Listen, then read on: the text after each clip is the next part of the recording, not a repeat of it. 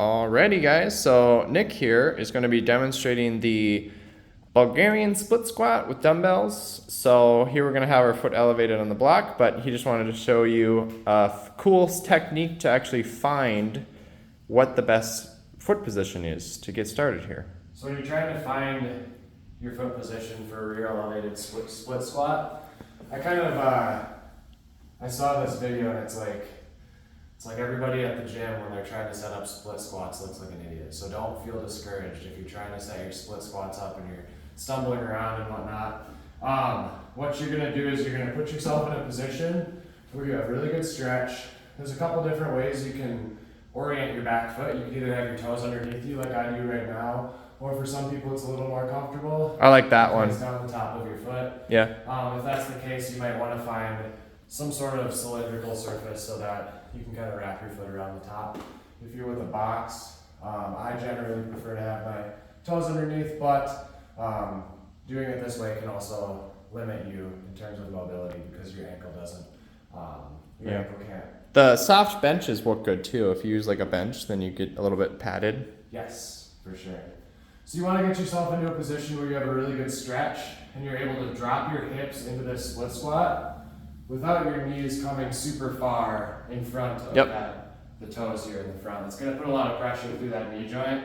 So that's one thing we want to avoid is having too narrow, or I guess not a long enough stance where when you drop down into this split squat, a lot of that weight is coming down to the ball of your foot or near the toe. Kind of see the shin angle there is much more forward now. And it puts a lot more pressure through that knee joint. So we can reduce that. We can have a more glute and hamstring focus here. If we bring that foot a little bit further forward, we think about dropping the hips directly down. Yep. And if we want an even better stretch to the glutes and hamstrings, we can even lean our hips forward just a little bit into this movement as well. So that's what this is going to look like. Once you find that perfect position, for me, I'll just take off my ring, place it. I would recommend doing that with an extremely valuable ring. Don't tell his wife. Yeah, no diamonds on the floor. Do you want to grab it and demonstrate with the dumbbells?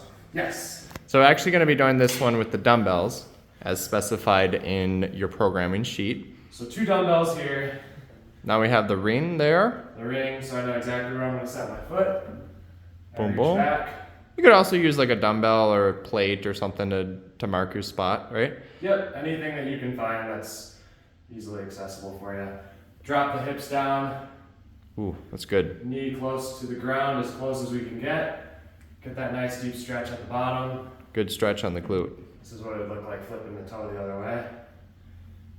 Yeah. Leaning back onto the foot. Now with this one, I always like to tell people, you want to try to do as much of the work in the foot that's forward, not on the foot that's back towards on the box. The box there, that one is really just for stabilization. You don't want to be like pushing in your quad or pushing on your toes there. So yeah, this is a great exercise. Now we do have another one if you're struggling with balance. Just let your coach know because we do have a variation that's going to be better. This is more of the advanced way to do it. But good if you're really strong and you need, say, super heavy dumbbells in both hands or something like that. There we go.